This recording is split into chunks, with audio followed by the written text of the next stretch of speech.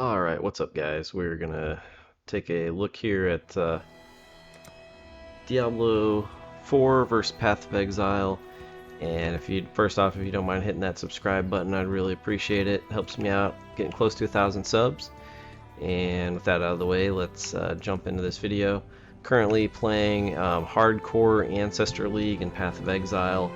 I got a little worn out on Season of the Malignant, Diablo 4, so this is going to be comparing patch, I think 1.11 in Diablo 4 to patch 3.22 in Path of Exile.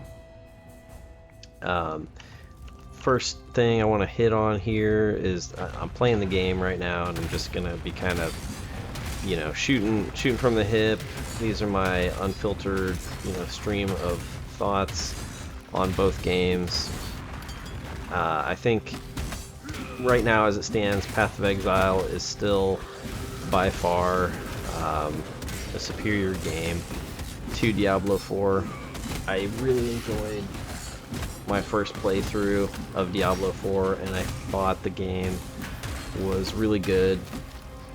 Initially, I had a lot of fun playing the Druid class, but when the new season started, after they nerfed everything in patch 1.1, I re-rolled Barbarian because I had been playing Druid and I wanted to play the new season, and I switched over to Barbarian, and Barbarian does not feel like it is in a good place. Druid, I think, is a really well designed class and has a lot of build possibilities. Just a lot of cool stuff you can do with the class, a lot of customization. Diablo 4 Barbarian does not have that. And, I didn't really want to go back to my Druid and play on the, standard league or the Eternal Realm. So, I figured with Path of Exile rolling out with a new season or league, that I would check it out, and we would, kind of compare the two games again, because I haven't played Path of Exile in several years. Well, it's been a couple years at least. Like the last time I played the Mastery nodes, that is a new addition to the game since I played last, and it's just pretty cool. You can sit there and look at the Path of Exile passive tree and just like really design a build, and the possibilities are just limitless. You really have to kind of plan out what it is you want to do. You can't get everything you want, so you really have to narrow it down to really like, what do I want this character to be, and how can I make that happen, and then how can I maximize it. So it's a really fun process if you're someone that likes building characters. You don't really get that in Diablo 4. Like, I kind of felt it with Druid, because I was like, oh, like I could make a werebear Druid. You can go permanent werebear. You could be a shapeshifter, and like you get bonuses from shapeshifting. Like switching back and forth between forms. You could be a werewolf. You could be a werewolf with lightning stuff. You could be a werebear with earth magic. There's just a lot of cool stuff. You could just be like a straight up werewolf or werebear and just do physical damage, or poison. There was just a lot of possibilities with Druid. And maybe it's that way with the other classes, but the only two classes I've played to World Tier 4 so far is Druid and Barbarian, so I'm just kind of speaking from that experience.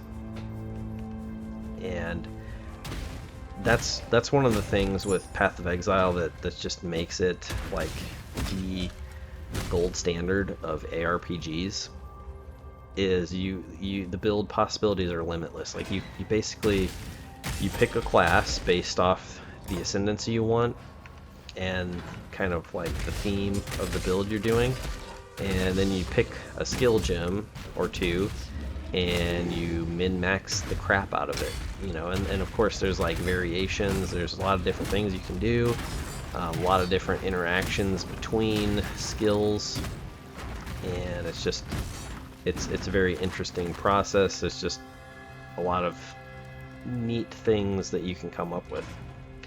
And Diablo 4, I don't know, like, if there's really a whole lot left to explore in it. And some of the classes, like, while Druid felt really good, felt really well designed, and that there were, you know, a lot of different builds to explore, I didn't feel that with Barbarian. So with Barbarian, like, you only have 4 keystone passives. Druid, you have 6. I'm not sure, I can't speak to the other classes, but with Druid, it's like all 6 of them felt like they were build defining and like really interesting and cool, and I wish I could get all of them or like 2 of them.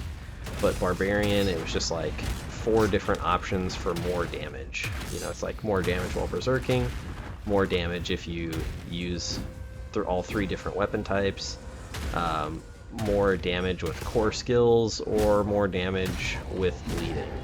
Like, it was not interesting, and it didn't really feel like it changed the way you would build or play your character. Yeah, I mean it would change the way you would play your character slightly. I wonder if I can tank this. Oh yeah, this is gonna be easy. Yep, I can just tank it. Sorry, I got distracted there. So yeah, like, it just, yeah, lols. Yeah, like I said, I'm playing hardcore, so yeah, my damage is pretty low, but I am pretty beefy right now at this stage in the game. I've built like a lot of life regen, and that's last time I played. I don't think you could get anywhere near this much life regen this early in the game, so it seems like, you know, decent. I don't really ever use life potions anymore. Like, even on bosses, if I'm like face tanking them right now. To be tempered by the flames of the past. On the night of 1,000. But yeah, so with Barbarian, I didn't get that feeling. One thing I will say positive about Diablo 4, the way that they implemented some of the social events, so like world bosses and Helltide and Legion events, it did create like immersive gameplay where I would just be trying to add everyone to my party, or other people would be adding you to their party, because you want to get that extra 5% XP bonus. And then afterwards, you know, it's like, hey, we got a group of 4, like, let's go run some dungeons, or, you know, whatever. Like, so I did like make a few, you know, add a few people to my friends list that I've been playing with like regularly, doing nightmare dungeons or just leveling up with, and like I actually enjoyed playing with them. Which was an experience that I haven't really had in online gaming, probably since I was, you know, in my teens, and, you know, back in the early days of the internet, to give you an idea how old I am. But like, I'm not too huge on talking on the walkie-talkie, or the walkie-talkie on headsets. Like when I'm gaming, it's kind of like I prefer to be in my own head space, and not like worrying about or thinking about talking to other people. Like, I'm a really fast typer, so I just like games before you could only type to communicate, so I just prefer that. Like, maybe I've got some like antisocial or like autism, Asperger's. I mean, probably not, but like anybody that plays that much games, like, you gotta have like, if you play POE, you've probably got like some high functioning like autism or something. But like that's just how I prefer to play games. So that was enjoyable, like, for me. I thought that was cool, because that's not something that you really get in games anymore. And whether the developers intended it or not, I don't know. Like, you don't really get that in POE. Like, you don't really get random groups that form like you used to for leveling. I'm not really sure if anybody does that anymore, though. So, I mean, POE, it's just, POE has the customization that, like, every ARPG wishes it had, and the systems and, like, the balance to back it up. I mean, I know they've done some things that have, like, angered the player base, like when they changed drop rates, like, a couple seasons ago. I think that was the last time I tried to play. And then I was like, ooh, they, like, really nerfed the drop rates, and they changed the currency. Like, I don't want to have to relearn, like, what the value of the currency is again. So, I mean, I'm not too worried about it now because it's been a while. So, like, the values have probably settled. Like, I can probably get a pretty good idea just looking online on the trading site and whatnot. But like POE, it's got the trade, it's got the solo self-found, it's got 10 years worth of content. You know, there's been a couple leagues where they didn't roll the content into the main game, but the majority of them they have. And so you've got, like, all that content in the game. Diablo 4, I mean, I think it's going to be hard for them to get players to go back to the game until they have something, like, huge come out that they can really market, like an expansion, or I don't know if they would add a new class outside of an expansion, but like a new class, a huge update with, like, lots of legendary powers or, like, new skills. Like, it's gonna, oh man, it's gonna take a while. It's gonna take, like, a pretty big update to get people back into Diablo 4. So I think it's gonna kind of bleed players. It's not gonna get a lot of new players into the game until something big like that happens. So it's hard to know, like, what the player numbers are right now. But it did seem, you know, nowhere near what it was at launch. And POE, I mean, there was a lot of hype around the POE 2 trailer. So I think that plus Diablo 4 kind of starting to sputter out. Like, there's been, you know, probably a lot of people coming back into the POE league. Although global chat does seem, you know, not as active as leagues that I've played in the past in hardcore. Like, a lot of times there's just, like, constant chat going on, where right now it does seem like there's some lulls in the or like time between all the chat. I mean, now it's picking up a little bit, but you know, I think if we take a look here at the passive tree, and then if you look at paragon boards, a lot of the stuff in the paragon boards is uninteresting.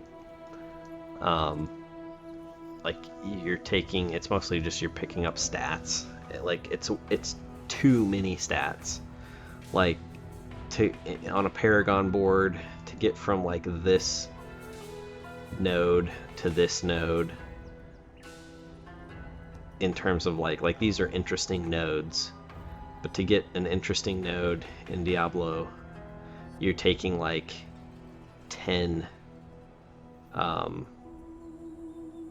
to 10, probably more like 10 stat nodes. I mean, if you look at on the passive tree here, just if you go like 10 stat nodes worth of travel, like if you're just picking up stat nodes, like let's look at this, so like 1, 2, 3, 4, 5, 6, 7, 8, 9, 10. Like, you're more than, not quite halfway around, but you're over a quarter of the way around, like, the perimeter of the skill tree.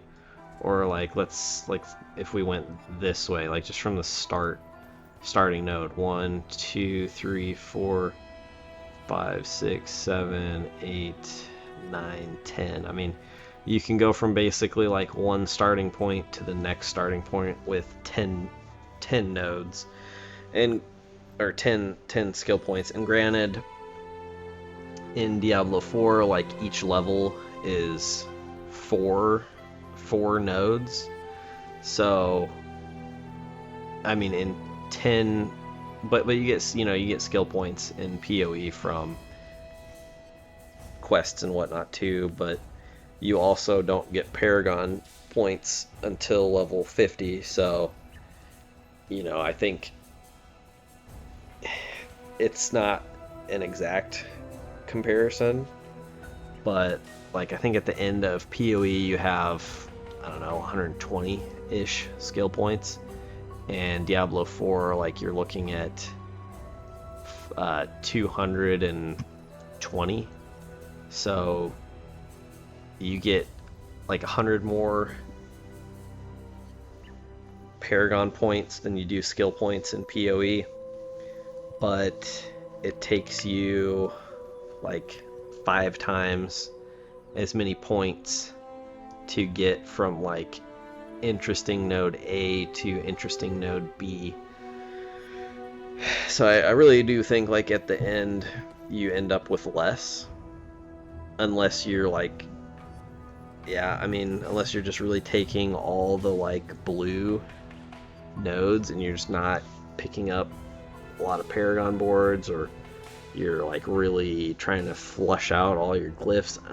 I don't know. Like I just think the paragon board is not anywhere near as interesting as the POE skill passive tree. And then when you look at what you can do with like skills, you can't do anywhere near like the amount of different build options in D4 as you can in POE.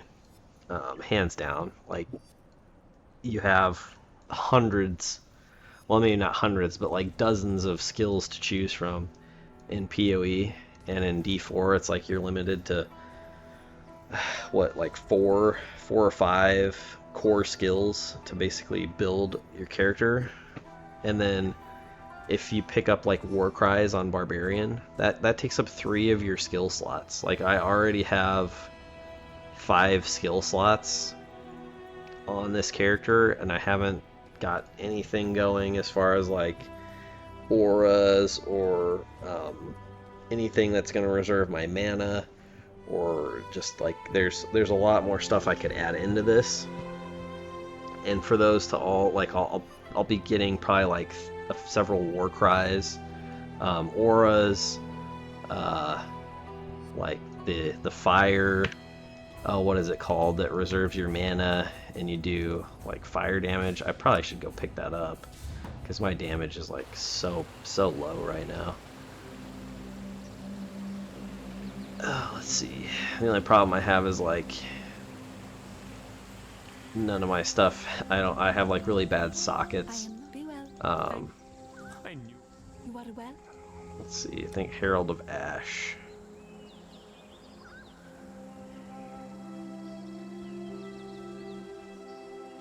Oh, can I not get Herald of Ash yet? Oh, there we go. Wait, Herald of... Okay. Oh, I need 25 int. Dang. Okay, we'll wait. We'll wait on that. Not sure where I'm gonna get that int from.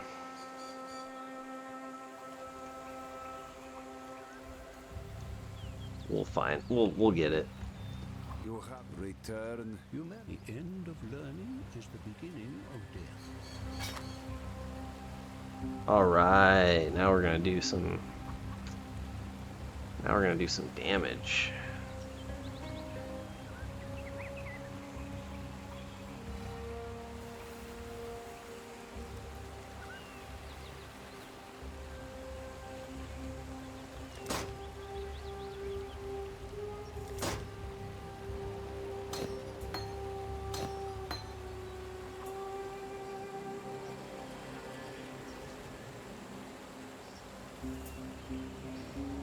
I really need like a 4-link glove.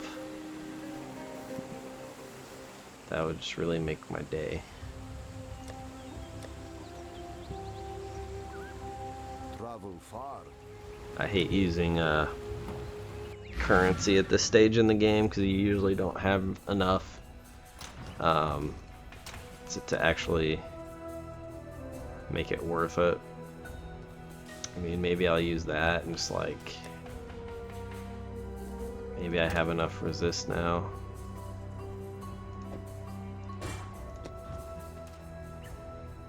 Ooh, yeah, not quite.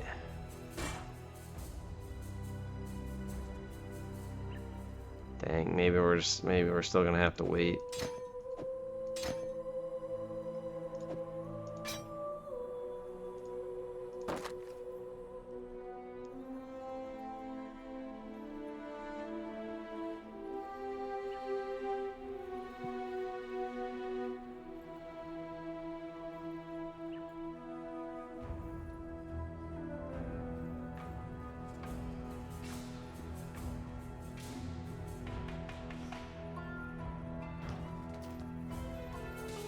Sorry, I got a little sidetracked there. But yeah, I just POE. I'm really getting excited about how I'm building my character and like how it's gonna turn out. Diablo 4 on my barbarian, it was just like, yeah, like I can make my barbarian like stun stuff, and he can cause bleeding, and then if I stun bleeding stuff, like it does damage. But that was about the most interesting mechanic as far as like builds go that I could come up with. And then I was trying to work in like if I could run all of the weapon mastery skills with the legendary power and the glyph that buffs weapon mastery skills and like reduces their cooldown when you use the other ones. Like that seemed interesting, but then I wouldn't be able to quite fit everything in the build. Like the basic skills just feel really bad, almost all of them anyway. Like you can't level them up because then you don't have points for like worthwhile stuff. But then you know, you think, well, what if I take out the basic skill from my build,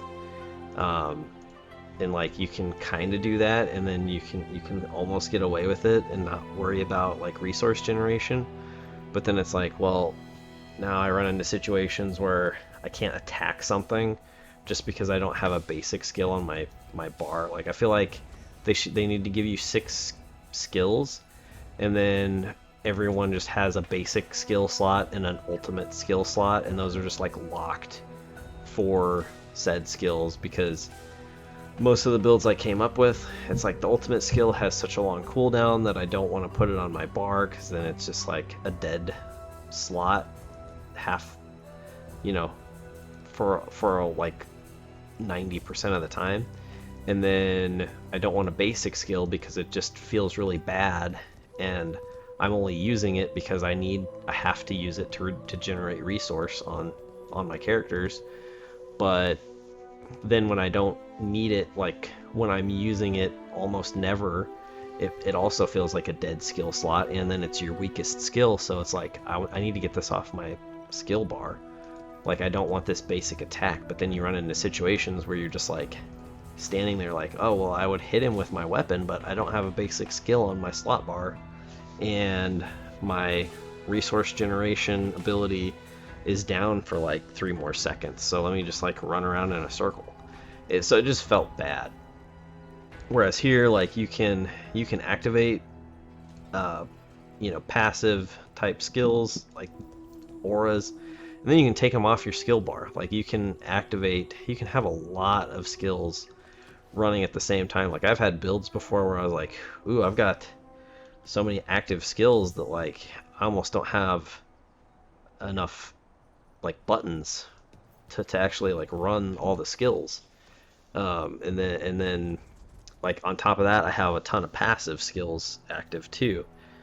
And then Diablo 4, it's like if you put passive skills on your bar, like those take away from your active slots. Like I don't want to, like, the barbarian war cries are great, but it takes up your active skills and it's got a 25-second cooldown. Like, that's insane. On a like basic skill almost. And so then they said, oh well, cooldown reduction's overpowered because everyone's taking cooldown reduction. It's like, no, people are taking cooldown reduction because it feels good to press your buttons and people want to press their buttons. But you've added all these ridiculous cooldowns, so the only thing they can do to kind of circumvent that is to get a lot of cooldown reduction. And then when, you know, a 25-second cooldown, if you can get that down to maybe like 10 or less, and it has an uptime of like 6 to 10 seconds, like that doesn't feel so bad. Like that actually feels pretty good. That actually looks pretty cool. So I'll end this video here, and you know, thanks for listening, guys. Thanks for watching, and remember to give them the D.